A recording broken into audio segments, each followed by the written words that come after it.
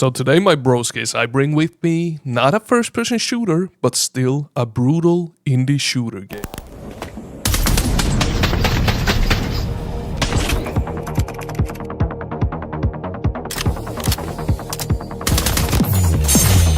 This time we are talking about Rewindead and the demo that is currently out on Steam.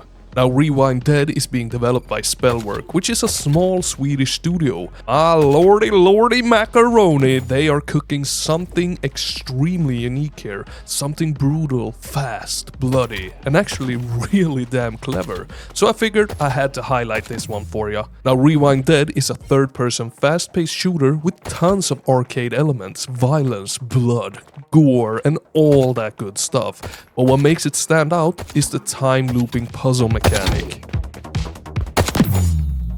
The goal here is quite simple. You have to assassinate your target, but then you rewind time and have to hunt down your past self before your past self reaches the target and kills them first. Yeah? Did you get that? Now basically you're a time looping assassin. You take a contract, eliminate the target, rewind time, and then outplay your previous version of yourself as they repeat every single move that you made earlier. And the faster you complete the contract, the more money you actually earn.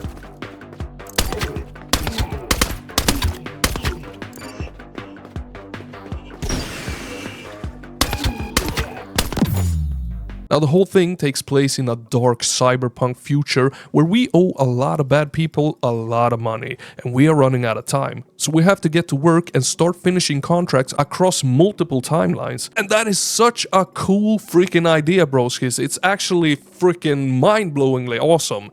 Now, in the demo, we get 9 regular missions that we get to play through, and once you finish those, you unlock 3 extra challenge missions. And let me tell you right away, those challenge missions are extremely fucking hard compared to the regular ones. I managed to get to the second challenge mission, and I am completely freaking stuck there. But since they are challenge missions, that is totally fine. They're supposed to be hard and challenging. But what has me slightly worried about it is the difficulty curve for the full game. Because in the demo, the jump between the regular missions and the challenge missions is night and freaking day. So I really hope that the full storyline has a much smoother transition and doesn't just suddenly punch you in the throat with 5 rewinds out of nowhere. Because when the game is at its best, it feels incredible. The missions are very short, very fast, and super easy to replay, and since the faster you play, the more money you earn, there is a lot of replayability here. There is also a leaderboard where you can compare your times with your friends and the rest of the world. So if you are that kind of person who likes shaving seconds off your run and mastering levels, this game is absolutely built for you, 100%.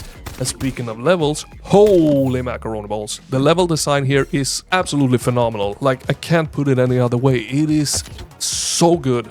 Like, genuinely insanely well done.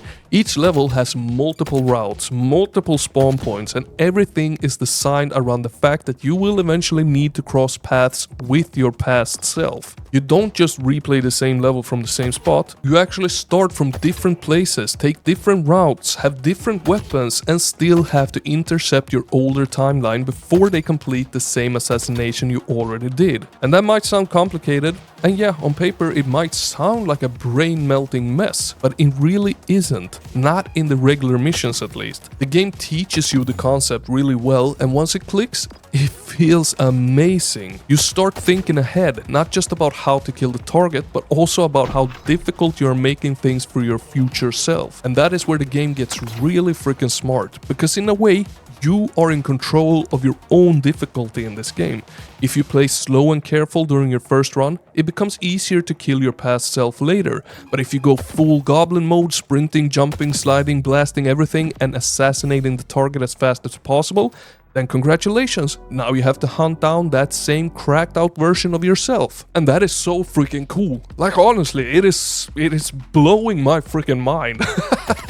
You're basically creating your own problem, and then the game asks you to solve it. The challenge missions, however, they take this even further with up to 5 rewinds, and that is when things gets properly freaking insane. But even when I failed so hard in the challenge missions, I could feel myself getting better. Every run, I was a little faster, a little smarter, and a little closer to figuring it out. That That is a damn good sign. And on top of that, the game just feels great to play. Like, honestly, the weapons feel punchy, the movement is smooth, and you also have slow motion, which helps you line up those beautiful little murder moments when everything just gets too chaotic. And then the retro-futuristic cyberpunk aesthetic absolutely nails it as well. It has this dark, violent, stylish look that fits the whole time loop assassin thing perfectly. And honestly, the fact that such a small team managed to make something this well and this thought out is kinda mind-blowing, honestly. Because Rewindead is not just shoot the bad guys and go fast.